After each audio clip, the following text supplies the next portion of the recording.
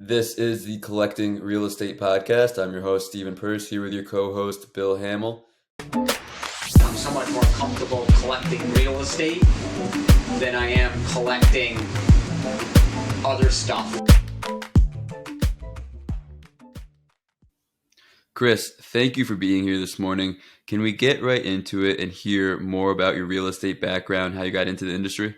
Yeah, you bet. So I actually started with a duplex. You know, I'm just like a lot of people. I had my first home and was living in it, and kind of started to think a little bit about real estate. And so, as my friends were all starting their next kind of step in life with buying their bigger homes and getting engaged, I was kind of leaving my single family home and jumping into a duplex. And so that was sort of my first taste. I didn't really know where I wanted to go with it. I just thought, it makes sense. I was always a saver, so the idea of just saving on my cost of the mortgage made a lot of sense. So I did that, and then that sort of opened my eyes up a little bit to the idea of maybe doing that again.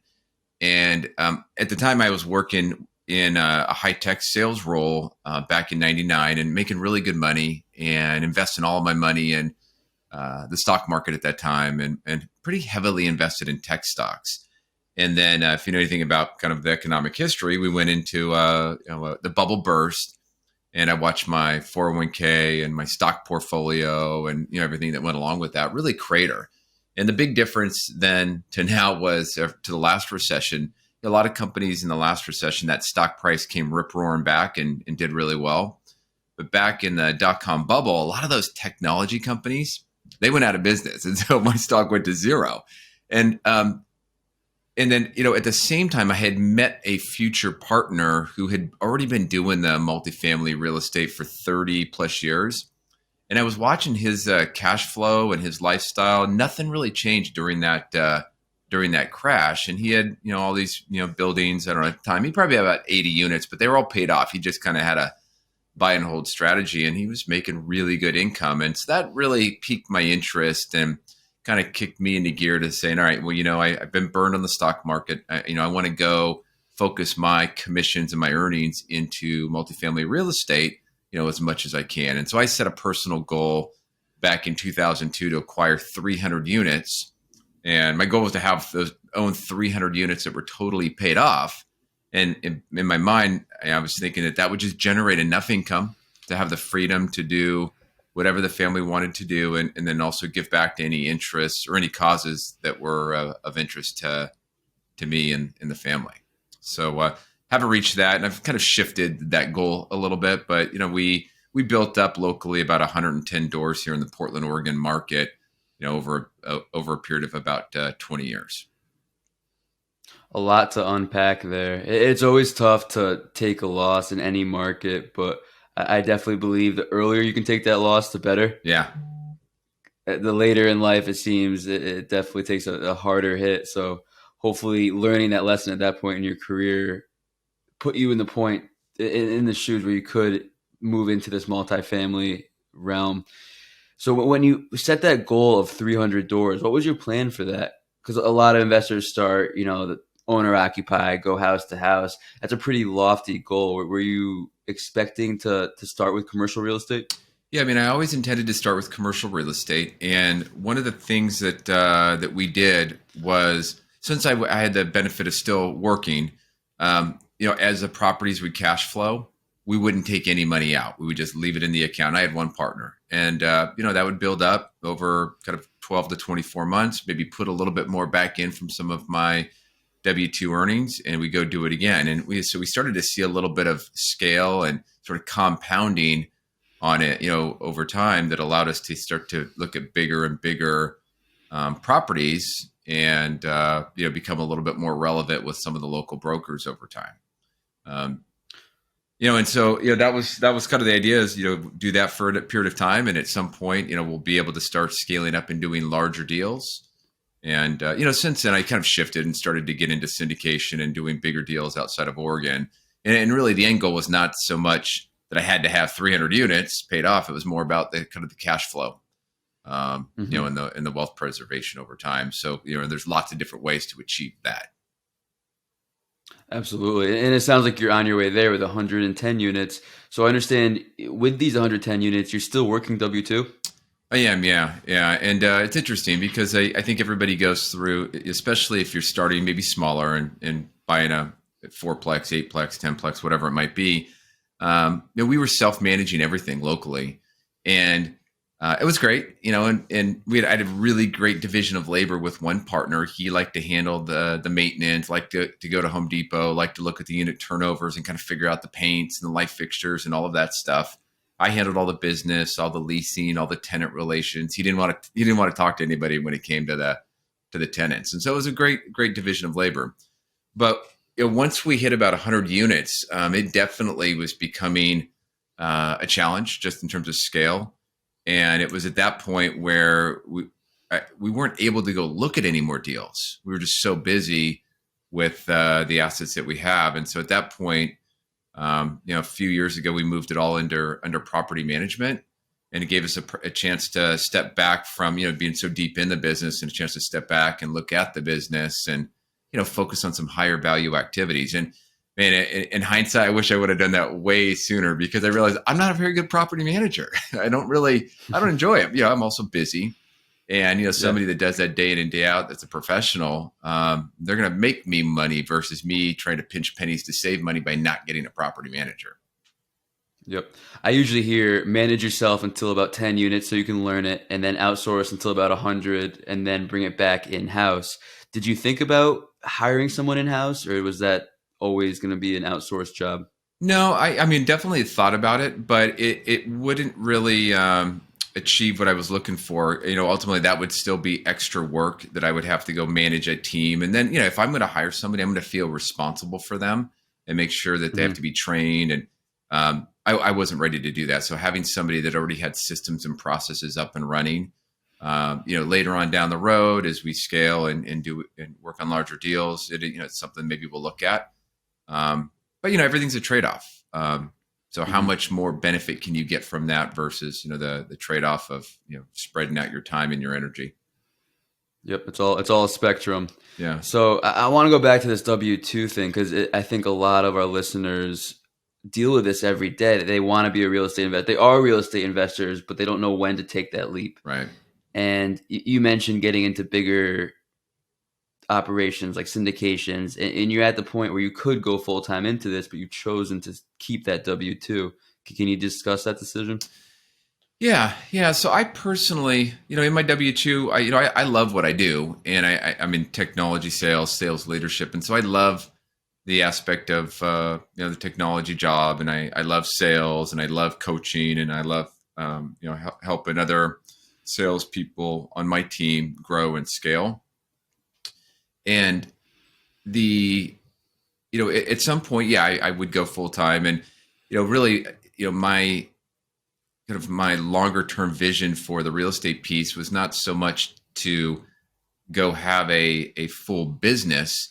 It was really to build up, a way to exit my W-2 and really kind of have that same consistent cash flow from what I had at the W-2. And I never really thought about doing it early. It was always just something I would do later on down the road. And I just kept diligently working on it. And I probably could have done it sooner, but I liked what I did. And I do see people that want to jump from their W-2 to go into real estate full time and do investment full time, and I think that's great. But the thing that I would challenge people to think about is that if you're wanting to go into real estate because you're trying to escape something, you're trying to escape your W-2 job, you're frustrated, it's not working out, whatever. You need to be really careful about that, because that's a mindset thing. And anybody that's already sort of jumped into this space knows it's not easy. It's work. And if you're going into it thinking life is going to be easier, well, you're going to be really surprised that you're going to have to work, and you're probably going to have to work as hard, if not harder, than what you're doing in your W-2 job. Now, if you can go do that for 3 years, 5 years, you're going to set yourself up. But you just have to make sure that you're going into it with the right mindset. And I think that, still working in your W-2, doing some real estate investment on the side, it's potentially a fantastic way to build up some wealth and some cash flow. And, give you a chance to sort of tip your toes into it. And maybe you decide you really like the active side of it, and then you start to scale up. Or maybe you decide, hey, not really for me. I'm going to manage what I have. Maybe I'll start shifting some of my investment into more of a passive role. That way I'm not getting those calls on Thanksgiving, Christmas, weekends, and evenings. It's a great point that it's still a job, but just a different job. And if you're not happy at your first job, you might not be happy here either. And the people that do take the leap and end up being successful are usually the ones that were originally successful at their jobs and weren't forced to leave because they were unhappy or unsuccessful. So you mentioned having a partner throughout your investments. How did you find that partner? Yeah, so the partner that I had turned out to be my father-in-law. And it's weird because we don't really have that kind of relationship where, he's my father-in-law and we're family. It was always very, very focused on the business. I bought my duplex. I expressed some interest in maybe doing another deal. And, he was I'm late 60s at that time. And we found this fourplex and we said, hey, you just want to go in on it and we'll partner up. And he was just looking to keep his mind active. I was like, sure. And if he felt it was good for him and he'd been doing this for a long time, it was good for me. I didn't really have to do a ton of analysis after that point. And so we went in, we bought it, and started working together, kind of figured out some roles and responsibilities. I don't even think we had a contract or anything between us at that time. We put all that into place afterwards. And then, we found that we actually worked pretty well together and had a great division of responsibility. And so then we were poking around and found a 15 unit in the newspaper, seller for sale by owner. And we said, let's go after it. And so I ended up selling my duplex that I was living in or had lived in, and I 1031 that into the 15 unit building. And after that ended up being a real cash flow engine for us. And we just continued to do that over 20 years. I don't think I've ever heard someone explain finding a property in a newspaper. That maybe that dates myself. It does. Well, it dates me. Yeah. How long ago was that? Well, that would have been, my daughter, probably about 16 years ago, 17 years ago. Okay. And that changed it changed your business, made it more of an actual business as opposed to a startup or something you're doing on the side. Oh yeah. I mean, we had to go create an LLC, and we had to get more organized around roles and responsibilities, hire a part-time maintenance person, just so we could kind of direct him to the different properties. And, as I mentioned, the cash would just pile up, and, we weren't making any money off that cash just sitting in the account. And so we'd pop up every, 18 months and say, all right, well, let's start looking around to see what else is out there. And what was next after that one? We ended up doing I'm trying to think. I don't remember the exact order, but we ended up finding a 10 unit building. And it's a great story. We found this 10 unit building, kind of a pocket listing off market with a broker who we met, or my partner met at a tennis club. And so we, he was trying to get this guy to list it. And so we went and, we said, we're interested. We checked it out, and we ended up buying that with seller financing. And then that one led to about a year and a half later, about 2 years later, we ended up buying a 15 unit. So we'd piled up some cash. I reached out to the owner that had sold us at 10 unit on contract, seller financing, and said, hey, just curious if you have any other properties that you might be looking to sell. We're looking to buy. And he says, well, as a matter of fact, why don't you go check out this 15 unit building that I have? So we went and looked at it, discussed it, kind of came up with a number, and then bought that one from him, seller financing. And, it was a good lesson learned, because that first purchase from him, I stayed in touch with him. I'd follow up with him, built a little bit of a relationship and a rapport, partly because he was carrying the note. So if anything ever happened, it would help to have that relationship. But usually anybody that's selling a property usually has another property. I mean, they didn't get into this business and just buy one and stop. And so it was important to nurture that just in case some other opportunity arose. And it did. So this goes to the power of relationships. And I think you being so successful in this role has to do with your long, successful sales career. Am I right? Well, definitely. I mean, you'll understand as a salesperson, the hardest sale to make is the first sale. And once you've made it, if you can nurture that relationship, in theory, it gets easier. I mean, customers change for a number of reasons, but you've already established yourself as a company. You've established yourself as a person, your personal brand, and people they tend to buy and want to work with people that they can trust, that can be mutually, create a mutually beneficial relationship. So yeah, I definitely, that's always top of mind for me when I'm working with people. Mm-hmm. Are there any direct tactics that you've transferred from your sales career, whether it's a CRM strategy or an outreach strategy that you've applied to the real estate investing? Yeah, that's interesting. So I definitely, I didn't need any convincing to use a CRM. I quickly got organized. But what blew my mind, in the corporate world, everybody uses Salesforce. But you get out of the corporate world, I had no idea there were so many different CRMs out there. I mean, the number of tools is really, really amazing. And so that gave, a lot of times in the corporate world, what you do is pretty locked down. It's all based on, systems and processes. So getting into a CRM and being able to create tags and kind of filter people in certain ways. As a salesperson, I was all over that because it just allowed me to focus on certain people in certain areas with certain interests. The other piece that I carried over was, you could call it a process, but really the templating of certain things. So, there's so many times that you're communicating with somebody and it's the same message, right? Somebody's going to ask you a question. It's going to be the same answer. Maybe you need to send a response on something. It's going to be the same. And, I learned in my sales career that, well, why go recreate that every time? Why not craft it in a way that it's a good response that works, it's consistent, and answers it the right way? And so I've tried to leverage that. And that's kind of really to help me go faster and more efficiently. The less you have to think about those tasks, the more you can think about the bigger problems that you need to go address. That's a great point there. And just another example of a W-2 helping in the real estate investing. There's definitely a large gap between Excel CRMs and Salesforce. They're kind of on opposite ends of the spectrum. And in between, there's so many different options.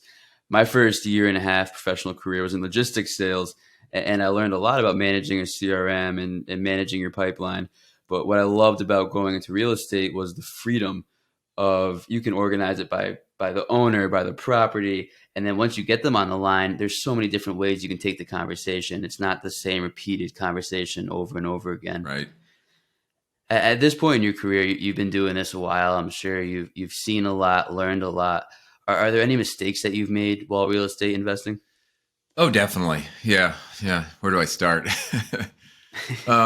I think really early on, I learned a really good lesson about the attention to details and record keeping. It's so important, and it's a little bit easier now because you can scan everything, file everything, have it all electronically. But when I first started, everything was paper, binders, ledgers. My basement is full of boxes of documents, and we had I tell this story that, that first fourplex that I bought with my partner. One of the kind of divisions of labor is he just liked to pay the bills, and I was fine with that. Well, at some point, this property crossed two tax lots where all the assessment was on one tax lot and really minimal, hundreds of dollars of assessment on the other tax lot. And at some point, we have a limit here in Oregon where they can only raise property taxes 3% a year at max. And at some point, they went in and they just realigned the tax assessment to more evenly spread it across the two tax lots, which made sense because the building did cover both physical lots. Well, when they did that, they then took advantage and tried to jack up the pricing more than 3% across both tax lots, kind of mid-year. And so he got the tax bill, he paid it. I didn't catch it. We didn't have an electronic accounting system at the time. And so then the next year, I'm kind of just looking at the tax bill and it seemed like it was higher. And I was scratching my head, and it was. And I went back and pulled up the old file and saw, something had changed. So we did an appeal, went to the county board, which is a board of volunteers, and they agreed with our case. And they said, yeah, you're right. You probably got, it took advantage of you. And we agree with your case, but you missed the window. And you had 12 months to do it. And, you're like 14 months into this now, nothing we can do about it.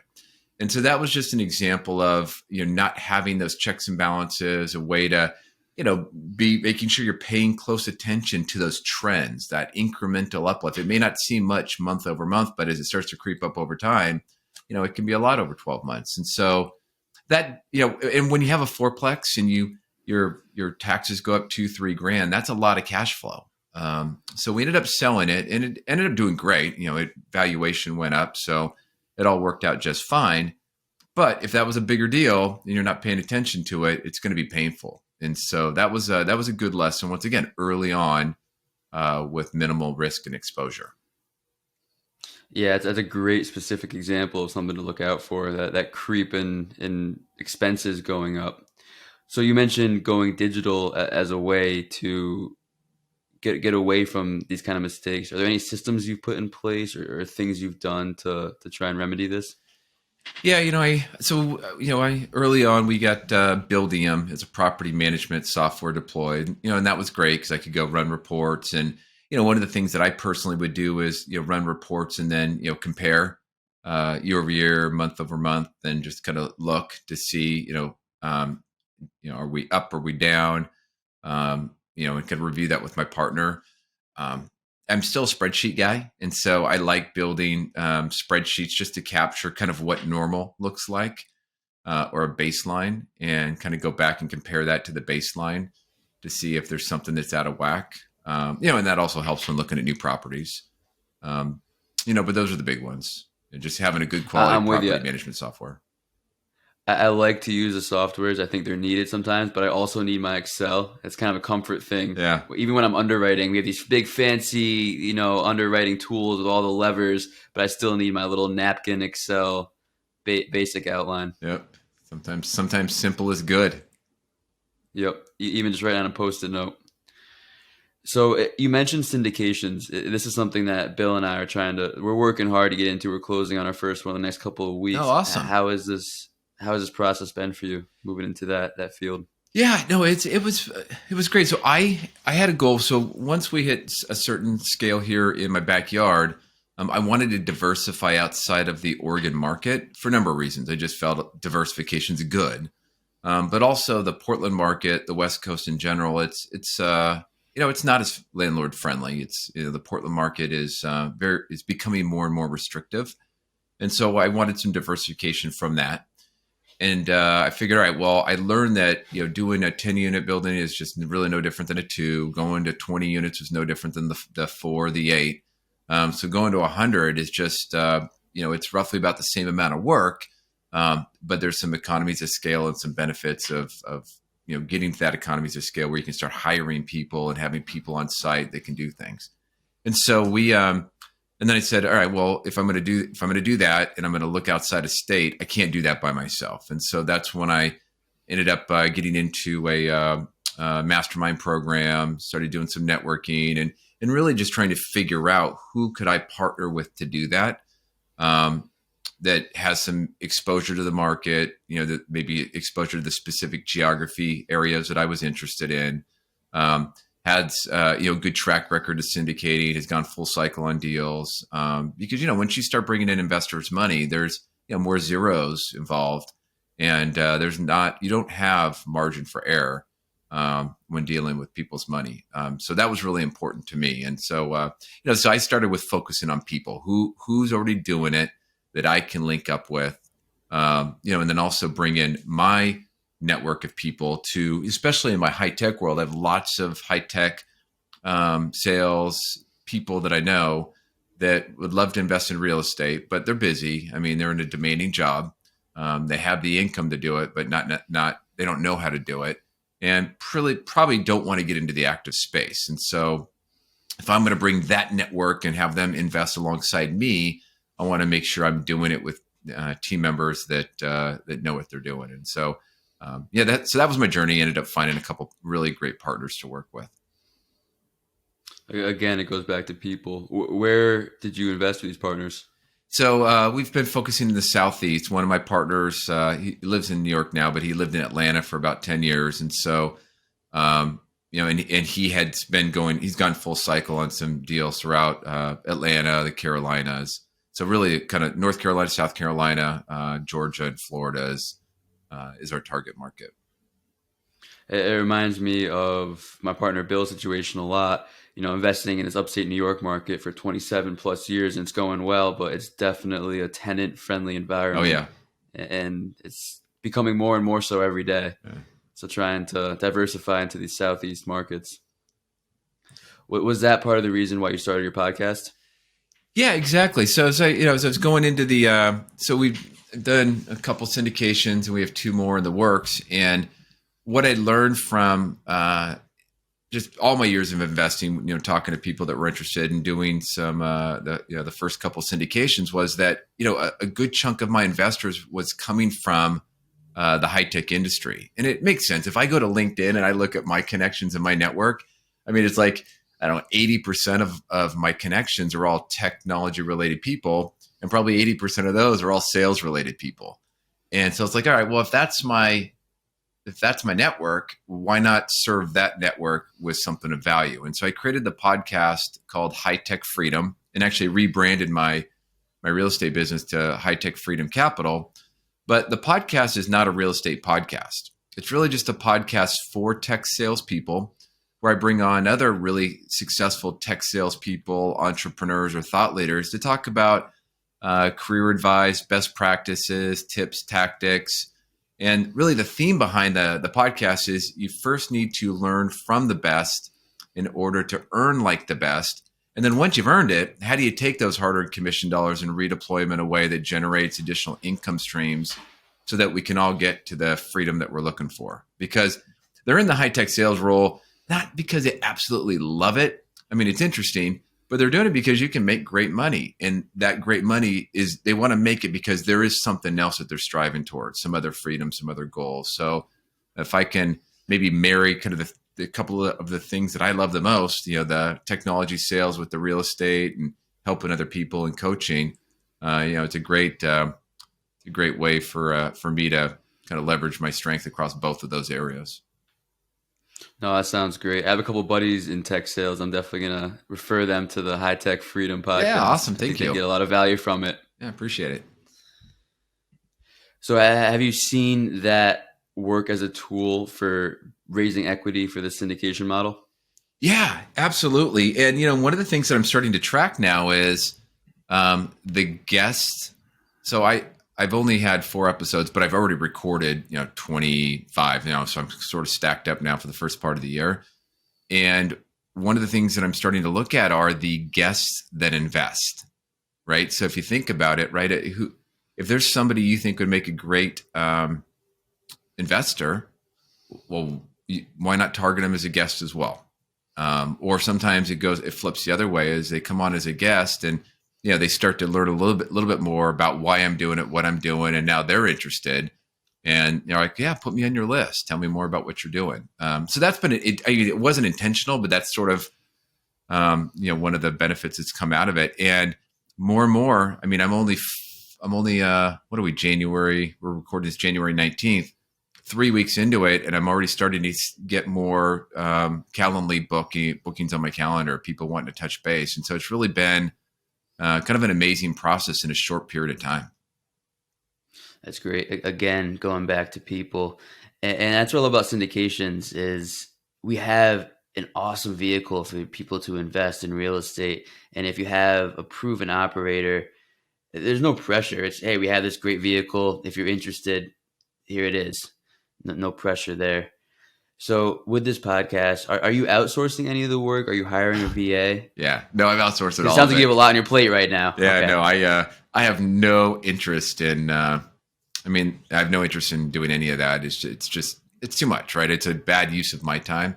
So I've got a VA that's coordinating all the bookings. Coordinated this booking with you, doing my show notes, and then I hired somebody that does all the editing. Puts everything on Podbean, manages a calendar for me. Actually, my VA now, it's been fantastic. I've given her a little bit of freedom to take individual clips out of the video portion of it, and created a nice graphic that we can use for short promotions, or just instead of posting the whole podcast, take one question, one answer, post it. and provide some value that way. So, it's giving her an opportunity to kind of try something new. And I've given her just creative freedom to go, you're not going to break anything. Go work on it, come up with a nice template, and, look for a question that I ask and an answer that they give, and make that a clip and let me know when it's done. It's great. The VA model definitely pays for itself in this industry. Yeah. Chris, you definitely have a lot on your plate, so we want to respect your time. You say you need 3 of something to be a collector. So for the Collecting Real Estate show, we have 3 final questions. First, what's your 1 to 2 year business goal? Yeah, so the podcast for me is really part of my business model. And so I have a goal of, for 1 year, 50 to 2 years, 100 episodes, 1 a week. And, that's, that'll keep me pretty focused. And, with the goal, I have to be really careful to set goals around, I want X number of doors, or I want X amount of this, because I think you need to focus on the activity and the behavior that'll generate that versus that number, because I don't want to ever fall into that trap of going out and trying to just do a deal because I'm so hungry to hit a goal of having so many doors. And so I'm really focused on the behaviors that I think can drive the healthy business growth. I think that's a great point, that the behaviors are more important than the actual unit count. And if you focus on those, everything will work out. Second question, what's your 1 to 2 year personal goal? Yeah, so I personally have a goal of doing 30,000 push-ups this year. And I did it last year. And so now this year going in, I set my goals a few weeks ago, and I didn't, I was like, oh, well, maybe I should go do more, set a bigger goal. I was like, why do a bigger goal? Why not do a streak? And so I'm really trying to do my second year in a row of 30,000 push-ups. And I just find it's a great way to keep my body healthy. And then, the consistency piece of it is so powerful, and how that carries over to every other parts of my life.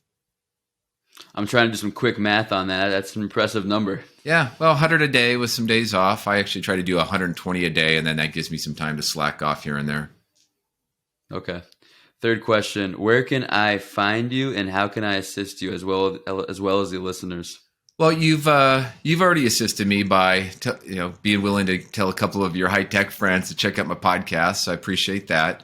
But anybody that I would say that anybody that, even if you're not in sales, you still need to sell. And whether it's my sales podcast or somebody else's, I'd highly encourage you to think about checking out a sales related podcast to just enhance your career, because you're always needing to sell an idea.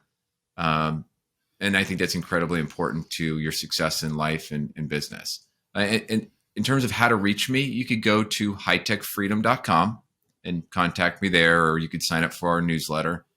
And then on LinkedIn, which is a great way, I'm just Chris Freeman on LinkedIn. Great. Well, Chris, we really appreciate you being on the show. Yeah, my pleasure. Really enjoyed it. Thanks for having me, Stephen. Hope to stay in touch. Yeah, take care. Thank you.